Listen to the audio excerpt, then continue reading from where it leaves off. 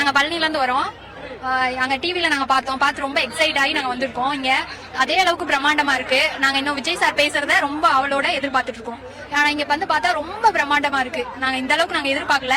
ரொம்ப அழகா நல்லா செஞ்சிருக்காங்க. பிள்ளைங்க எல்லாம் ரொம்ப என்ஜாய் பண்றாங்க. பிள்ளைங்களுக்காண்டி நாங்க ரொம்ப மேக்ஸிமம் கூட்டு வந்திருக்கோம். இந்த பாப்பா இப்ப ஸ்கூல் போகட்டி நாங்க நாளைக்கு வரக்கூடாதுன்னு இது பண்ணிட்டாங்க 10 மணில இருந்து. அதனால இன்னைக்கு வந்திருக்கோம். நாங்க பழனில இருந்து வரோம். எதிர்பார்ப்பு ரொம்ப பயங்கரமா இருக்கு.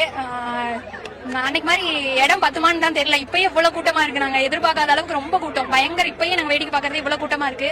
இன்னும் பசங்க எல்லாம் வருவாங்க. எதிர்பார்க்கறோம், ரொம்ப எதிர்பார்க்கறோம். ஆமா, அது ரொம்ப நம்ம சேஃபா தான் இது பண்றோம். ஆனா பிள்ளைங்க ரொம்ப வருத்தப்படுதுங்க. என் பாப்பாலாம் இன்னைக்கு விஜய் சாரை காணும் அப்படின்னு சொல்றா. கண்டிப்பா போடுவேன். மொத்த குடும்பமும் விஜய்க்கு தான் ஓட்டு. விஜய் சார் தான்.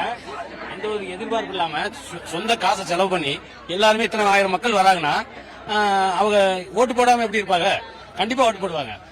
2026ல விஜய் சார் தான் முதலமைச்சர். இதுல எந்த மாற்றமும் இல்லை. இத்தனை லட்சம் மக்கள் எதுக்கு இங்க வராங்க? எந்த அரசியல் கட்சியாவது செலவு பண்ணாம இவ்வளவு கூட்டத்தை கூட்டுறாங்களா? 10 நாளா 20 நாளா வருதா?